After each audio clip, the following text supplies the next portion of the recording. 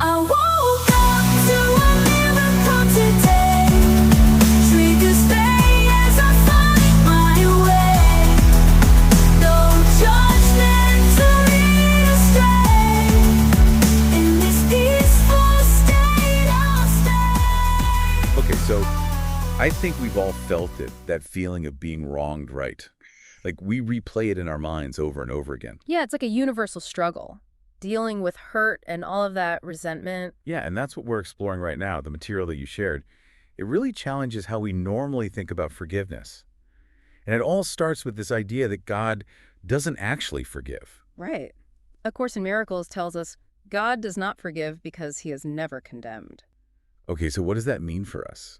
We're human, and it seems like our whole world is built around this system of, condemning people. Yeah. And then we need forgiveness. Yeah, well, that's where this whole idea of illusion comes in. This course suggests that how we view reality, our judgments of each other and ourselves, it's all an illusion. Wait, hold on. This is a really important point.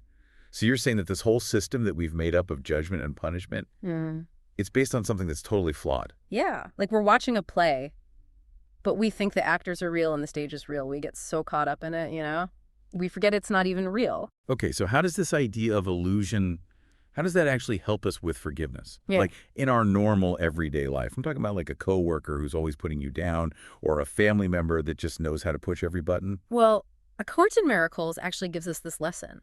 My condemnation of name of person is meaningless.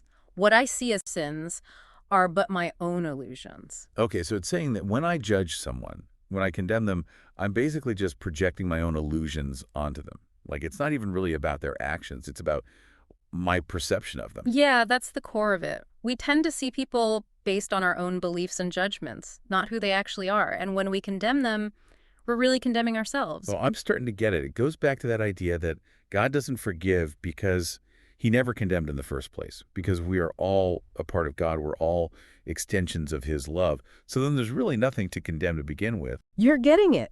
This course basically suggests that we are love. That's our real nature. And we need to remember that when we come up against things that make us mad or resentful, all those judgments. This is really making me rethink forgiveness. I think I often hold on to those grudges as a way to protect myself, to justify my anger. It's a common defense. But A Course in Miracles asks us to think differently. It says, I am responsible for what I see. I choose the feelings I experience, and I decide upon the goal I would achieve, and everything that seems to happen to me I ask for and receive as I have asked. Whoa, that's a lot to take in. So it's saying that no matter what happens, even if it seems hurtful or unfair, I have the power to choose how I respond. Yes. It's about taking responsibility for what's happening inside of us, instead of blaming everyone else for our unhappiness. This makes me think about something that happened at work. One of my colleagues, they took credit for a project that I pretty much led. I was so mad. But if I use what we're talking about now, I was responsible for being angry and resentful. Yeah. I chose to feel like I was wronged. It doesn't mean you blame yourself. It just means you're seeing that you have the power to choose something different, even when it's tough.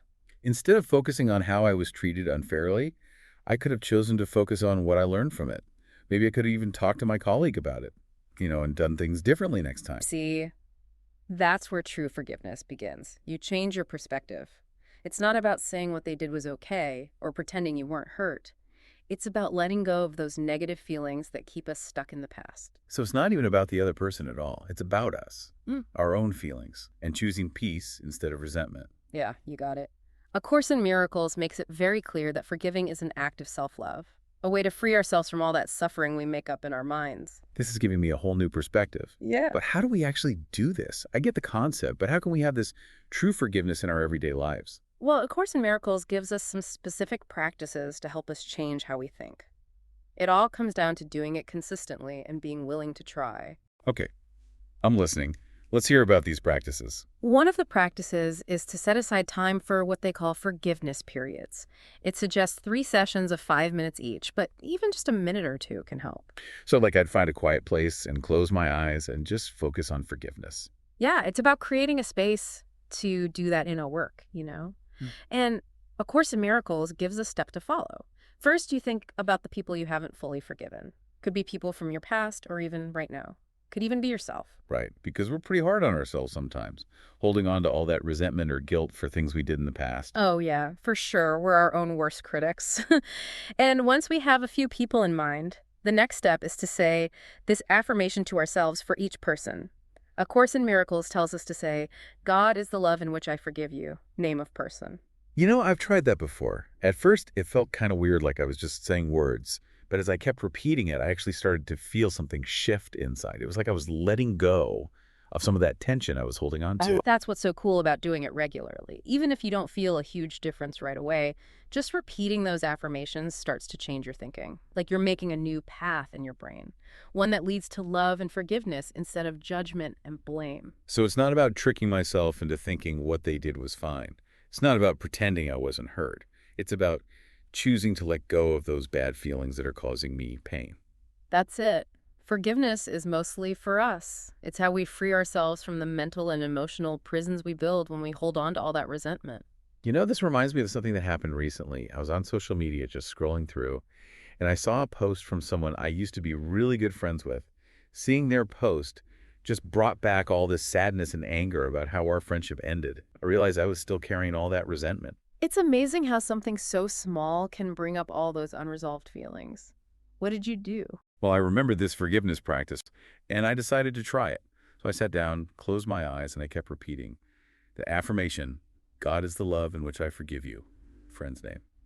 I have to admit, it was hard at first. I kind of wanted to stay angry, to feel like I was right to feel that way. That's normal. We get attached to our anger because it's familiar. It can even feel like it's protecting us. So what changed for you? As I kept saying the affirmation over and over again, I started to feel softer inside. It wasn't that I was saying my friend was right or that what happened didn't hurt.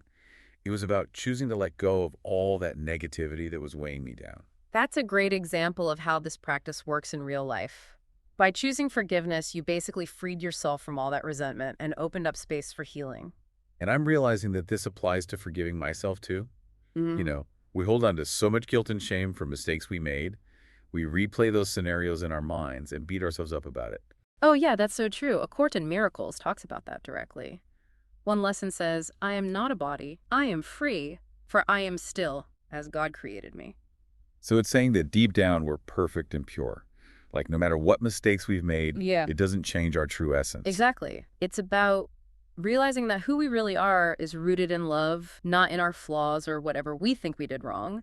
When we focus on our mistakes, we're creating the separation between us and our true selves, us and God. This makes me think about a time when I mess up at work. I made a big mistake, and it had some bad consequences for the whole team. I felt so awful about it for weeks. I kept thinking about what I should have done differently. We all do that. We get stuck in that loop of blaming ourselves. How did you deal with it? I was so focused on feeling guilty and ashamed that I couldn't even see the situation clearly. Once I remembered that my true self isn't defined by my mistakes, then I could approach it all with compassion and understanding. That's a big part of self-forgiveness, realizing that we're not our errors. We all make mistakes, but those mistakes don't make us any less worthy. And when we let go of the guilt and shame, it creates space for us to learn and grow. Exactly. A Course in Miracles encourages us to see our mistakes as chances to learn and change. It says, I am determined to see things differently. What I see now are but the effects of my own choosing. The situation is neutral. I am using it now to help me understand the difference between judgment and vision. That's a really different way of looking at things. So it's not about pretending our mistakes didn't happen or denying them. It's about choosing to see them as opportunities to grow and understand more. That's a great way to put it. It's realizing that we have the power to choose how we see our experiences and to learn from them, even the painful ones. It seems like A Course in Miracles is saying that we have a lot more control than we think we do. It is. It's helping us see our ability to choose forgiveness over judgment. It reminds us that we're not just victims of what happens to us, but we're actually creating our reality. This makes me want to look at how I react to things differently, especially when I'm angry or resentful or feeling guilty. That's a great thing to take away from this. By practicing forgiveness, we take back our power and choose to live with peace and harmony even when things are tough. So how do we take this idea of forgiveness and apply it to the real world, where people do hurtful things? That's an important question. And it's really important to remember that forgiveness doesn't mean we say it's okay for people to hurt us or that we put ourselves in dangerous situations. It's about letting go of those negative feelings inside of us so we can move on with peace and a clear mind. I think it's easy to get mixed up and think that forgiving means we have to accept bad behavior. But that's not what A Course in Miracles is saying, right? No, not at all. Actually, it emphasizes how important it is to set boundaries and protect ourselves. One lesson says, as I learn to accept my own value, I will be able to accept the value of others as well. And only then can I forgive them for what they do as I forgive myself for what I do. So it's all about recognizing our own worth and honoring that in ourselves and in other people. Yeah. It's from that place of self-respect that we can truly forgive. That's beautiful. Forgiveness comes from a place of love and acceptance, not from feeling like we have to or someone's forcing us. This is making me see forgiveness as a way to take care of myself. It's not about letting the other person off the hook. It's about freeing ourselves from all that negativity and resentment that we're holding on to. It's about choosing peace instead of pain, love instead of fear. It's about recognizing that we're all human and choosing to see each other with compassion. This is way more than just saying, I forgive you. A whole new way of seeing the world and how we exist in it. You got it. It's about having a spirit of forgiveness inside of us, a willingness to look deeper and see the love that connects us all. I'm starting to see how forgiveness can really change us and help us create a more peaceful and compassionate world. I'm happy to hear that. Remember, forgiving is a journey, not a destination. It takes patience, compassion, and letting go of the stories we tell ourselves about who we are and how things work. So we need to be willing to question what we believe and look past the illusions that keep us stuck in judgment and blame. You're exactly right. If we can learn to think thoughts of love and forgiveness, we can literally create miracles in our lives and in the world. That's the message of the Course. It's about realizing our power to choose love over fear, forgiveness over judgment, peace over conflict. It's easy to get caught up in trying to be perfect, but real change happens when we take small, consistent steps. That's it. It's about progress, not perfection. And every time we choose forgiveness, we're getting closer to who we really are, which is love.